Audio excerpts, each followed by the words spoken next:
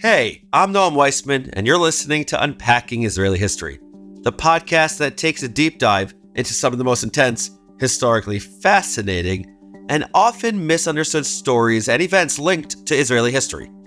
This episode of Unpacking Israeli History is generously sponsored by Barbara Summer and Alan Fisher. Before we start, I want to share something that I've been thinking about a lot. You know a lot about me and how I think and talk about the history of Israel, but I don't really know you. We always love hearing from you to tell us what moves you or what questions you have. So shoot me an email at noam@jewishnpack.com, and your email might even get featured on the show in my favorite segment, Israel Nerd Talk, which is at the end of every episode. Okay, yalla, let's do this. אנו מכריזים בזאת על הקמת מדינה יהודית בארץ ישראל. היא מדינת ישראל. We, the people of Israel, are prepared and anxious to meet the representatives of our neighbors without any preconditions. There are people in Israel and elsewhere say it's impossible to make peace between the Arabs and Israel or the Jewish people. I think they are wrong. Remember May 2021? Gorgeous weather, COVID vaccines, deadly violence in the Middle East. One of the most significant evenings of tension that Jerusalem has seen in several years.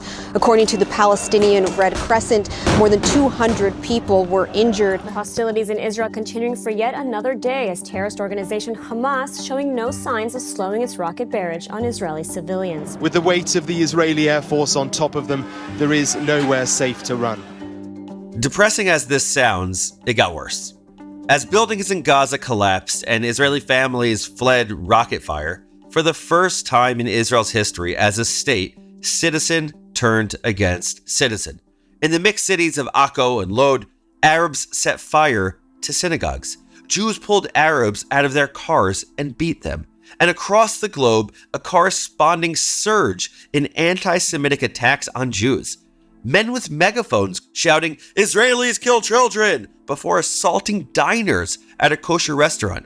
A brick thrown through the window of a kosher pizzeria in Manhattan. Swastikas carved into synagogue doors, not to mention the barrage of online hatred or the beatings and harassment of Jews in the street. The world watched in horror as the death toll mounted in the Middle East. As Jews across the world became targets and scapegoats. The ugliness seemed to come out of nowhere. Status quo one day, everything on fire the next. But in truth, this kind of violence doesn't erupt out of nowhere. The tensions that led to May 2021 had been simmering for over 10 years. And slowly, international news organizations began to devote headlines to the root cause of the conflict. A tiny, sleepy neighborhood that few outside Israel had even ever heard of. The neighborhood of Sheikh Jarrah. Depending on who you ask, the story of Sheikh Jarrah is either a routine property dispute gone terribly wrong, or part of a policy of systematic ethnic cleansing that continues to inflame Middle East tensions today. But if you're asking me, you know what I'm going to say. I think it's much more nuanced than either of those takes. So how did a tiny East Jerusalem neighborhood become the wellspring of so much conflict? The answer, as usual, lies a century in the past. Before Jerusalem was divided into an East and West, or Eastern and Western, before the city was a symbol of nationalist aspirations, Sheikh Jarrah was merely a neighborhood. A neighborhood named for Hussam al-Din al-Jarrahi, Saladin's personal physician, who is buried nearby. Sheikh is an honorific in Arabic, kind of like Lord, while Jarrah means healer, kind of an ironic name for a neighborhood at the heart of so much conflict.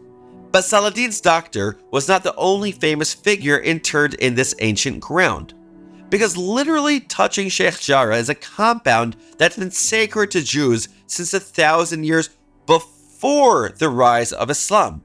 Inside are the remains of the Jewish high priest Shimon HaTzadik, or Simon the Just. Man, these names, I love it. Hussam the Healer, Simon the Just, so much cooler than, Noam the Podcaster. Anyway, like Hussam al-Din al-Jarrahi, Shimon HaTzadik is all over the historical record. He was a Jewish high priest, which had been a pretty important job that involved sacred rituals and sacrifices in the Jewish Holy Temple. Now, the temple hasn't existed since like 70 CE, but it certainly existed in Shimon's day. And he occupies a place of some importance in Jewish lore for rebuilding the walls of Jerusalem, repairing and expanding the Holy Temple, and greeting Alexander the Great when he popped by Judea. So yeah, he was kind of a big deal.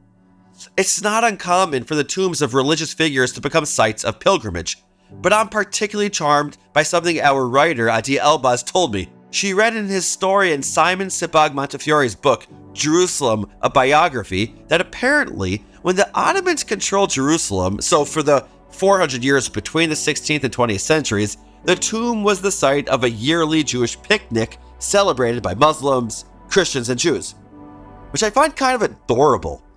But there's a little fly in the ointment here, because according to historians and scholars, including Montefiore himself, the tomb doesn't actually belong to Shimon HaTzadik. An ancient inscription suggests that, in fact, it's the final resting place of a Roman woman named Julia Sabina. I'm not formally a historian or an archaeologist, so I can't comment on whether or not they're right, but I do think that in some ways, it doesn't matter whose bones are interred in that grave. In my opinion, the identity of whoever is in there, whether it's Shimon or Julia or someone else, doesn't cancel out the hundreds of years of pilgrimage and general coexistence. Honestly, if anything, the confusion over who is actually in the tomb perfectly symbolizes the importance of myth. If the word myth sounds derogatory to you, go back and listen to other seasons. I'm not criticizing the role of myth or saying that myths are somehow illegitimate. Quite the opposite. So many of our convictions as humans rests on myths. And so the identity of whoever is in that tomb matters less in the end than everything they've come to symbolize. Keep that in mind as we continue in this episode. So we've got a neighborhood that's home to two important tombs in a region that's changed hands, often violently, a couple dozen times. If you'd asked your average Jerusalemite 300 years ago who the neighborhood belonged to, my guess is that he or she would either say, to the people who live there, or they'd mumble something about the Ottomans. But things began to change in the late 1800s as the Ottoman Empire began its slow and torturous decline. In 1876, two Jewish religious trusts decided to actually buy the tomb and its surrounding land and establish a Jewish neighborhood known as, wait for it, Shimon HaTzadik. I know, clever.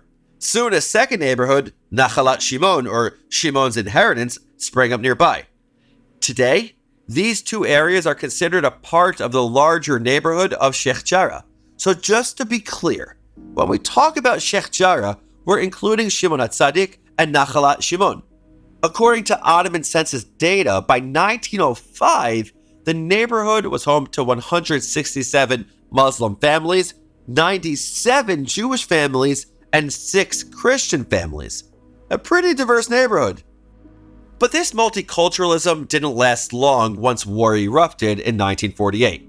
After over a year of fighting between the newly established IDF and various Arab forces, see our Season 4 Israel 75 miniseries for more about that war, the old city and the area we now know as East Jerusalem fell under Jordanian control.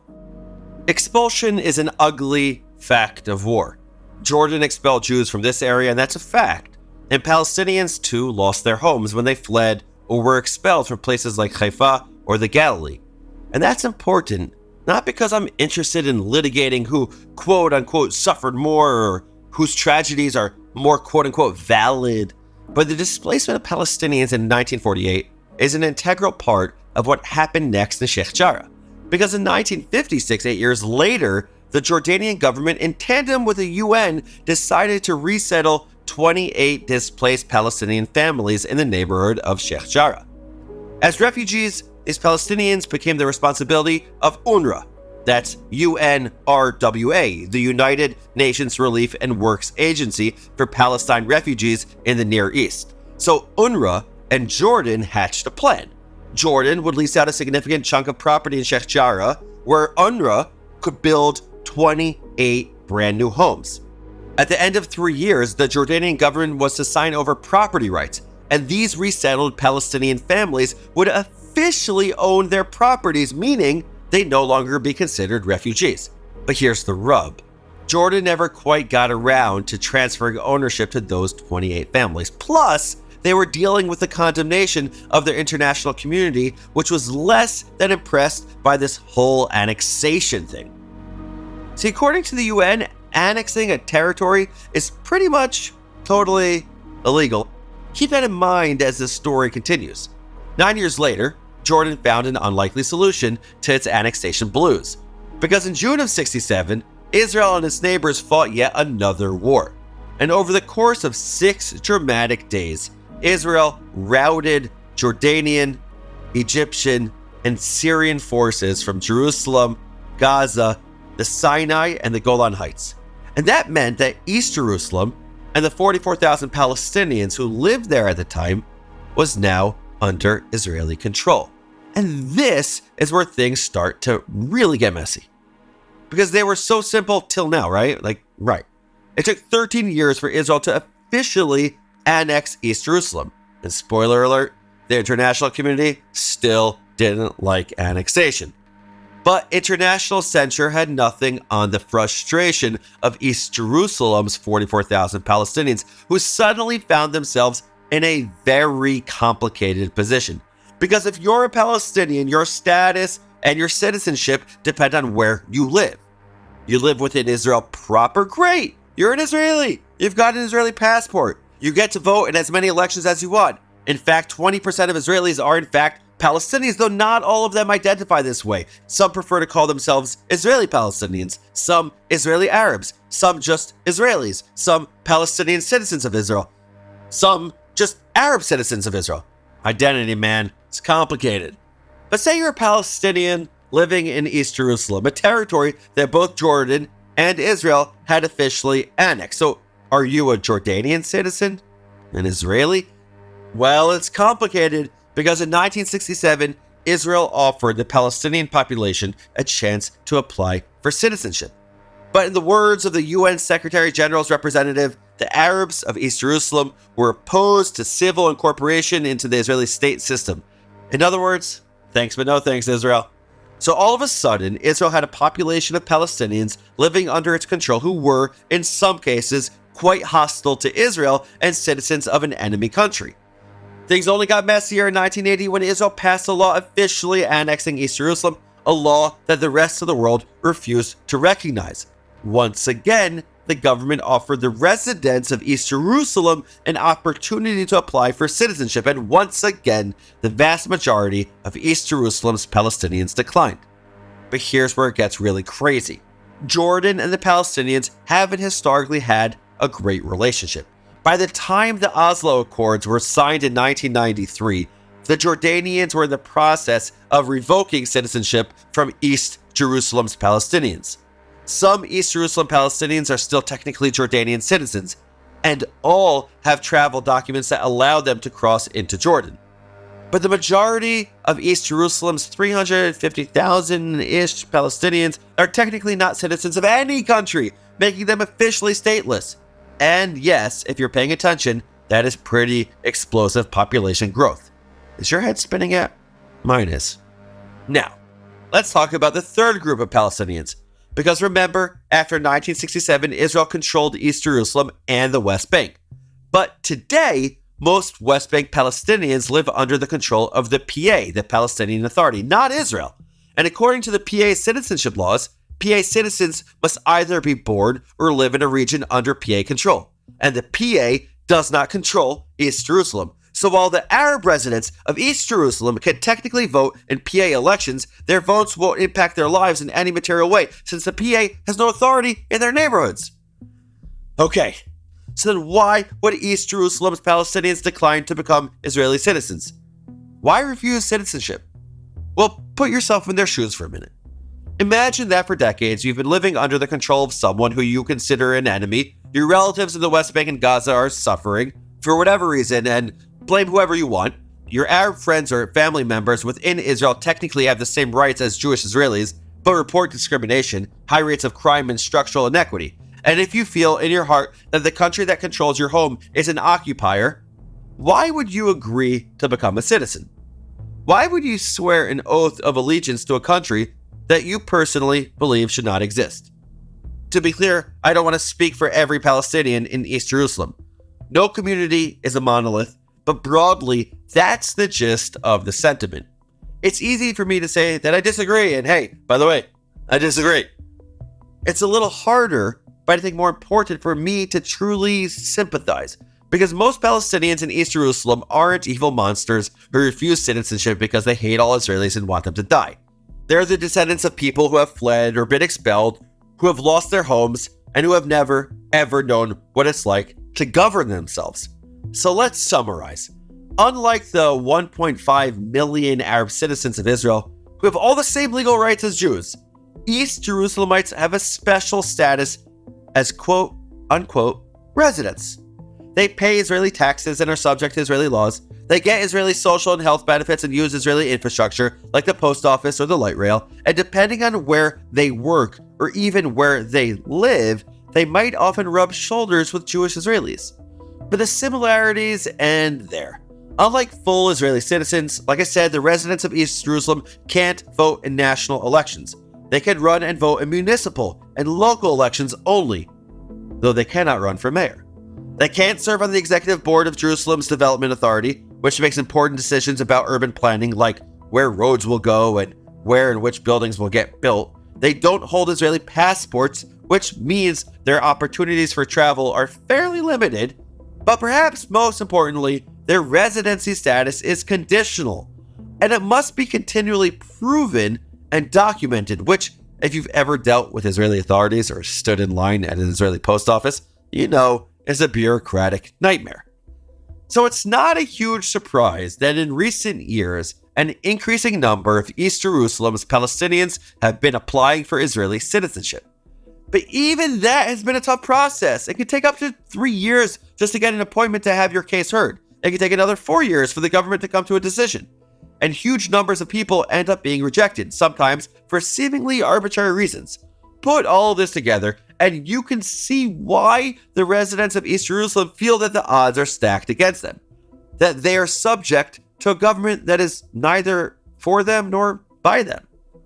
And that they are caught between 3 countries that either don't really want them or can't offer them anything. Israel and Jordan aren't offering full citizenship, and the PA is quite corrupt and ineffective. All of which brings the following statistic into sobering relief. Because in June 2022, the Palestine Center for Public Opinion conducted a poll in East Jerusalem asking questions like, which citizenship would you most want to have? Guess what they chose? Guess. Okay, fine, I'll tell you. 48% chose Israel, 43% chose the independent and potentially future Palestinian state, and 9% chose Jordan. That's a wild stat. That absolutely blew my mind. Because all the research we did for this episode indicated that, well, East Jerusalem's Palestinians are deeply unhappy.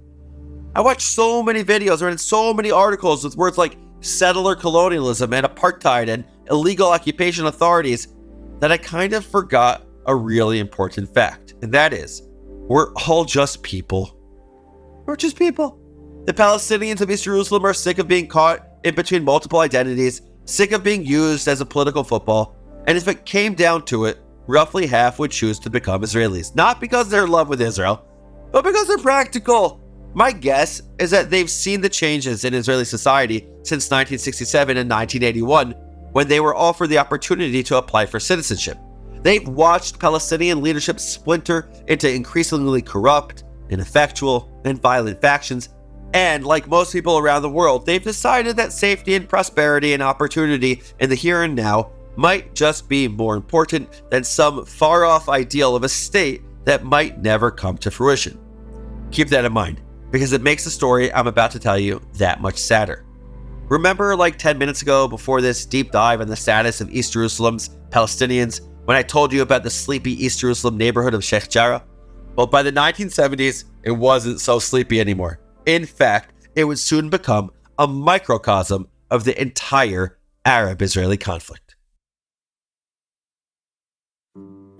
The Jewish residents of East Jerusalem, including Sheikh Jarrah, were expelled from their homes in the wake of the 1948 war. For 19 years, they waited for the day they could take back their property. That day came in 1967 when Israel won East Jerusalem from the Jordanians. Now, as I mentioned, the Jordanians had resettled 28 Palestinian families in Sheikh Jarrah and promised them the property rights to their land. But the Jordanian government never transferred ownership of the land to these Palestinian families. So who owns Sheikh Jarrah and the properties within it? Is it the two Jewish trusts who bought the land there all the way back in the 1870s? The Jordanians who conquered the land in 1948? The Israelis who conquered it from Jordan in 1967? Or the Palestinian families who were resettled in Sheikh Jarrah by the Jordanians and the UN, but who never received the property rights they were promised? You see what I mean about this neighborhood acting as a microcosm of the entire conflict? To make matters even more complicated, in the immediate aftermath of the Six-Day War, the Israeli government passed a law entitling anyone who had been expelled by Jordan to reclaim their property if they could prove ownership. Now, I want to be clear. The text of the law doesn't mention Jews or Palestinians. Technically, if a Palestinian could prove that they lost their home to Jordanian forces in 1948, they'd be eligible to sue for it too, and theoretically, they could get it back from whoever lives there now. But let's be real here. Jordan didn't expel Palestinians in 1948, and the law only applies to people who had been expelled by Jordanian forces. So while the text of the law isn't explicitly discriminatory, its application could be, because no equivalent law exists for people who were displaced by the IDF. In other words, the Jews, or Jewish organizations of Jerusalem, can sue to get property back that belonged to them before the war. Palestinians, whether they're Israeli citizens or East Jerusalem residents, cannot. So those two Jewish trusts who bought land in Sheikh Jarrah back in the 1870s, well, they were still around 100 years later. And under the text of the law, they had the right to try and get their property back. But though they had lost their property to the Jordanians, their issue wasn't with the government of Jordan. It was with the Palestinian families living in Sheikh Jarrah. Sometimes I hate politics. Actually, often I hate politics. Because if anyone did anything wrong, it was the Jordanian government that expelled Jews from their homes back in 1948. But the Jordanians aren't suffering under this lawsuit. The Palestinian families who were themselves displaced in the war are the ones that have to deal with the consequences. I'm not saying that the Jewish trusts don't have a legal case, by the way. I'm just commenting that sometimes everything's the worst. You're welcome for that nuanced political analysis. But more seriously, I'd hope we can agree that evicting families feels a little icky. Like maybe, I don't know, a lot icky. So in 1972, the Palestinian families who had been living in the area got a surprising notice in the mail. They were behind on rent. They could make their checks payable to these two Jewish trusts. What the heck, they thought? They'd been resettled here by UNRWA and Jordan. They didn't know who had been living here before, and they didn't think they had to pay rent. So they didn't. A decade later, the Jewish trusts, which had since registered the land as theirs, as was their right under the law, took 23 Palestinian families to court for their refusal to pay the rent. As you might imagine, the case was contentious. Plus, as always, the context was complicated. These court cases began in the 80s and continued into the 90s at the height of the Oslo agreements. For a time, it seemed as though the Palestinians might actually be on the road to getting their own state. And if that happened, who knew? With enough international pressure, East Jerusalem could potentially have become this new state's capital. I don't know. But these Jewish trusts were not going to let that happen without a fight. The more Jews lived in East Jerusalem, the stronger the Israelis leveraged to keep Jerusalem unified, i.e. entirely under Jewish control. I know this whole thing sounds cynical, and I hate being cynical. Cynicism is corrosive, but I also think it's honest. This is the Middle East. Everyone has an ulterior motive. Anything can be weaponized, including our histories, our competing narratives. This is Yishai Fleischer, one of the Jews who lives in East Jerusalem. One component of this building, these 6 buildings, is that they are a physical structure in Eastern Jerusalem with a flag on top and says the Jews are here, Israel is here. And you know what? He isn't wrong. The Jewish people have always lived in Jerusalem. Jerusalem has always been the beating heart of the Jewish people, the seat of our government, the symbol of our peoplehood. So I have enormous empathy for Fleischer's perspective here and for other Jews like him. and I have the same empathy for his Palestinian neighbors. Because this feels like a zero-sum game. The narrative that wins the day does so at the expense of the other. To quote the words of Palestinian intellectual Sayyid Nusaybeh, and I love quoting him, "Our respective absolute rights, the historic right of the Jews to their ancestral homeland, and the Palestinian rights to the country robbed from them are fundamentally in conflict and mutually exclusive. The more historical justice each side demands, the less their national interests get served. Justice and interests fall into conflict." That's really wise. But the Israeli Supreme Court refused to accept this line of thinking. So in 1982, they came up with a compromise. The Palestinian families could stay on the land as protected tenants, provided they paid rent and signed an agreement acknowledging that the land belonged to Jews. The families signed the agreement. But that wasn't the end of the story. In 1993, one of those trusts took the families to court again, claiming they hadn't paid their rent in years. In response, the Palestinian families claimed that, yeah, maybe they hadn't paid, but that's because the agreements they'd signed were worthless. They'd signed under duress, thanks to the threat of eviction, and they were taking a stand. As the legal owners of the land, they would not be paying rent.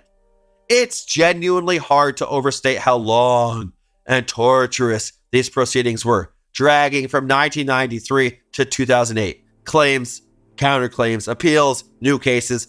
We've linked a few resources for you in the show notes if you're my kind of nerd who wants to delve super deep into the minutiae of it all. But what you need to know is this. In 2001, Israeli courts ruled in favor of the trusts who claimed ownership of the land. Yes, it took 8 years for them to decide that the Palestinian tenants were squatting illegally on that land that did not belong to them without paying rent. It took another 7 years for the first Palestinian family to be evicted from their home. Think about that. This property dispute has been going on since the 1980s, since before I was born. In the meantime, people are living their lives. These Palestinian families had kids who grew up, got married, had kids of their own. Today, multiple generations live in one house, grandmas and grandpas, parents, kids who grow up knowing only that they can't trust that they'll have a roof over their heads in a month or a year. Again, we can't believe that the Jewish Trust had a legal right to the land and still believe that these Palestinian families got a really raw deal here. And in fact, lots of people in Israel did believe that. In the wake of the evictions, some Jewish Israelis began to protest in solidarity with the Palestinians of Sheikh Jarrah.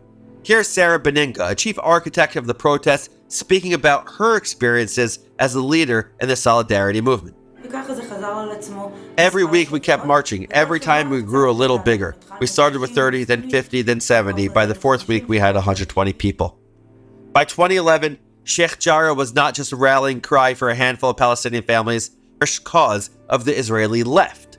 And for a little while, it seemed as though Jewish solidarity might actually change things for these Palestinian families. Here's Nasser, one of Sarah's Palestinian friends who had been evicted, speaking in Hebrew. I really hope that very soon we will be returned to our home, and that the settlers will leave, and we can go back to living how we did before the evictions and the courts. And I would very much like to wish the Jewish people a Shana Tova and a happy holiday. It seems hopeful almost. A moment of shared humanity, of two peoples accepting each other's narratives, each other's legitimacy. All the while, the beleaguered families of Sheikh Jarrah battled the Israeli legal bureaucracy for over a decade. And it seemed as though this unpleasant status quo would simply go on forever, with neither side advancing their cause. Until May of 2021, when the Israeli Supreme Court was set to hand down a ruling on the status of Sheikh Jarrah's residence. This was it. Finally. No one knew exactly what the ruling would be, but they suspected that it wouldn't go in favor of the Palestinians, and during Ramadan. So after nearly a decade of relative quiet, protests erupted in the neighborhood, and they soon spread to the rest of Jerusalem, which brings us back to the start of this episode. The demonstrations spread to other parts of the city, including to the Al-Aqsa Mosque, one of the holiest sites in Islam. Heavy-handed policing fueled anger as tensions escalated. Many see this as the spark that triggered one of the deadliest episodes of the Israeli-Palestinian conflict in recent history. And how did things spiral so quickly out of control? Because Hamas the terrorist group that runs Gaza got involved, and there's nothing they appreciate more than the opportunity to sow chaos. Hamas supporters thronged to the mosque, shouting, "Bomb Tel Aviv." The terrorist group then issued an ultimatum: withdraw from Al-Aqsa and Sheikh Jarrah by 6 p.m. or else. The state of Israel declined to dignify this ultimatum with a response, and so both Hamas and Palestinian Islamic Jihad began to unleash a barrage. Tonight in Tel Aviv, images that change everything in an escalation that has already spiraled so fast. Israel's missile defense systems lighting up the sky as they try to intercept incoming Hamas rockets. 130 of them were fired from Gaza in one barrage. Flights at the international airport were urgently suspended and diverted. And as you could probably predict, Israel wasn't going to let that stand. Within hours, the IDF began strafing Gaza. Desperate to calm tensions, Israel's Supreme Court delayed the rulings as the violence escalated, but it was too late. The war of May 2021 lasted only 11 days, but it claimed 14 Israeli lives, killed 3 Thai and Indian workers who had come to Israel in search of economic opportunity, and claimed the lives of 284 Palestinian civilians, 1 Lebanese protester, 1 Arab Israeli, and between 80 and 200 Hamas operatives. Now, by the way, I hate doing the numbers game, the numbers thing, because it is so important to mention that many of Palestinians that are killed are there and are killed because Hamas fires rockets from places where there are so many Palestinian civilians. And that's an important point. And all of this is because of a court case from the 1980s. 2 months later, in August of 2021, the Israeli Supreme Court handed down its ruling. They'd cancel all the eviction orders if the Palestinian tenants would recognize the Jewish ownership of the land and pay symbolic rent of roughly $420 a year, which entitled at least one member of each family to a lifetime of protected tenancy. The families appealed, and in October of that year, the court came back with a similar compromise. The Jewish Trust also promised not to seek additional legal action for the next 15 years. The Palestinian families were split. Half refused outright, the other half considered it, and in the meantime, Hamas and the PA turned up the pressure, calling on all the families to resist the temptation to end this battle and simply live in their homes. The families refused the compromise, and in March 2022, the Israeli Supreme Court ruled that at least 4 Palestinian families from Sheikh Jarrah could not be forcibly evicted until it decided once and for all who owns the land. Since then, these Palestinian families have been countersuing, claiming that the land is in fact theirs. While this battle stretches on, Palestinian families are safe from eviction. But I don't think that anyone, Jewish or Palestinian, truly believes that this matter is settled. Because as we've said, it's not really about who owns Sheikh Jarrah, is it? These court cases are an apt distillation of the 2 competing narratives that govern this city, this country, this land. And that doesn't seem like a conflict that's going to be settled anytime soon. So that's the story of Sheikh Jarrah, and here are your 5 fast facts. Number 1. Sheikh Jarrah is a small East Jerusalem or Eastern Jerusalem neighborhood whose existence dates back till at least the 12th century CE. The area we now call Sheikh Jarrah also includes a Jewish quarter called Shimon HaTzadik, where Jews have maintained a documented presence for thousands of years. Number 2. In 1872, 2 Jewish organizations jointly bought the tomb and the land that surrounds it. But after the War of 1948, the Jewish residents were expelled or fled. By the mid-1950s, Jordanian and UNRWA moved in Palestinian refugees who they promised would receive property rights to the land. That never happened. Number 3. Things changed again in 1967 when East Jerusalem came under Israeli control. The neighborhood's Palestinian population declined the Israeli government's offer to apply for citizenship, and today, 95% of East Jerusalemites hold an awkward residential status, somewhere between full citizens and guests who can be deported. Number 4. A 1970 Israeli law says that Jewish Israelis have the right to reclaim the property they lost in 47 and 48. In 1972, the Jewish organization that bought Shimon HaTzadik's tomb 100 years before started demanding rent from the Palestinian families. They've been duking it out ever since. And number 5. Multiple Arab families have been evicted from their homes since 2008. This situation escalated dramatically in May of 2021, inflaming a short but nasty conflict between the IDF and Hamas, and between Jewish and Arab Israelis. In late 2022, the Israeli Supreme Court ruled that there would be no further evictions until the matter of ownership is settled, which might not happen in our lifetimes. Those are the complicated facts. But here's one enduring lesson as I see it. Ever heard of the literary term synecdoche? Basically, synecdoche is a figure of speech in which the part is substituted for the whole. Like when I asked for my wife Raisy's hand in marriage, I wasn't just asking for her hand, The hand is synecdoche for the whole person.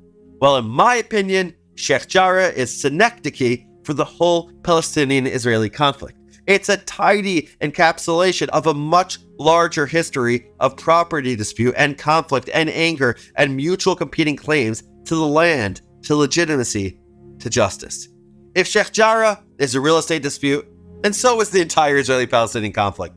Which is why, though we just spent 20 minutes detailing the background to the unglamorous, prosaic details of property deeds and ownership disputes, at the end of the day, I don't know if they actually matter when it comes to shaping public opinion. Or more accurately, it's why different people can look at the exact same facts and come to wildly different conclusions. Because as with the entire conflict, we're kind of wired to shape the facts into a narrative that supports our prior biases and convictions. We believe things because we often want to believe them. It's called desirability bias, because they resonate on an emotional level, and nothing could be more emotional than Sheikh Jarrah, a neighborhood that represents two ancient and competing claims. It's okay. Kenneth Stern, the American Jewish Committee's anti-Semitism expert, and yes, that's an awesome job, observed in his book, The Conflict Over the Conflict, the Israel-Palestine Campus Debate, that this bias creeps in even when we're trying to become better informed. I hate the terms pro-Israel or pro-Palestinian, but in this case, they're useful. Pro-Israel folks are more likely to see the news as biased against them and favorable towards the other side. But pro-Palestinian folks report the exact same phenomenon, but in the opposite direction. In short, both sides see the exact same articles, listen to the same podcasts, and watch the same TV reports, and believe the reporting is stacked against them. Bias, emotion, irrationality, seeing what we want to see, seeing what we expect to see, seeing only things that confirm the beliefs we already hold. It's all a part of human nature. And this is reflected in the language that we use. Are we fighting over Sheikh Jarrah, the 12th century neighborhood named for Hussam al-Din al-Jarahi? Or are we fighting over Shimon HaTzadik, whose existence predates Islam by nearly 1,000 years? Is this a matter of ethnic cleansing, or a question of restoring the neighborhood, even symbolically, to its oldest remaining owners? Are Israeli settlers who have come to dispossess Palestinians and steal their homes? Or are they descendants of the neighborhood's native inhabitants? The way we answer those questions speaks volumes about how we see the conflict. So that's not why I'm telling you the story of Sheikh Jarrah. I'm not trying to change your mind or convince you of anything. What I'm actually trying to do is increase empathy. Buy into every statistic, every Ottoman census, every property deed, every legal dispute is a human story. And if we don't recognize that, we're doomed. So I want to end aptly with a teaching from Shimon HaTzadik. I'm quoting here.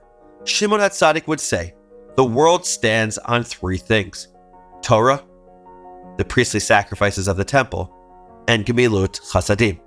Gemilut Chasadim is one of those cool Hebrew concepts that lacks a direct or easy translation. In English, it's most often defined as loving kindness, one word. And I think honestly and truly that Gemilut Chasadim is our only way out of this. We have to extend loving kindness to each other. We have to see our neighbors' stories as legitimate. We have to empathize with the kids who have grown up under threat of eviction, with the families who have spent decades battling for the right to live in their homes. And we have to have empathy for the Jewish people who love their ancient story, who view this as their home as well. True, Jerusalem is a small city, but its history is long, and its story is big enough for two nations to tell. Thank you all for listening. Now it's time for our final segment, Israel Nerd Talk, where we highlight one of you, our amazing listeners. This week, meet Skip. Skip wrote, "Hi Noam." Hey Skip. This is an expression of gratitude and appreciation for the work you do each season. I'm a United Methodist pastor who holds a PhD degree in religion and theology. I also have a nerd's interest in history, so we share that in common. In March of 2023, I accompanied a group of 26 Christians for a tour of the Holy Land. It was a wonderful introduction to Israel, but I departed with a sense that we had only lightly skimmed the surface, and it only whet my appetite for more. I discovered your podcast on my return, and I've listened to every episode, some of them several times. I've taken advantage of offered book recommendations and have moved deeper into learning more about many of the events discussed. I see your podcast as an invitation to walk along a long hallway with multiple doorways that open into rooms, that open into rooms, that open into still more rooms. You hold the key that initially opens the door to each room. Thanks for complicating the Holy Land beyond an evangelical cliche. Skip. I love this. I've talked about this before, but my favorite kind of email is when people tell me that they use the show as a starting point to do a deeper dive into Israeli history. So thank you, Skip, for both doing that and for telling us about it. And to all of you listening, I'll keep saying it. If you have thoughts, comments, ruminations, whatever to share, don't hesitate. Be like Skip. Contact me at noam@JewishUnpacked.com. Unpacking Israeli History is a production of Unpacked, a division of Open Door Media. Check out JewishUnpacked.com for everything Unpack related. And if you ever want to make a donation to us, go for it. Make a donation. It's awesome. Great thing to do. One more time, write to me. Your email might even get on the show. This episode was produced by Rifki Stern. Our team for this episode includes our writer, Adi Elbaz, and editor, Rob Pera. I'm your host, Noam Weissman. Thanks for listening. See you next week.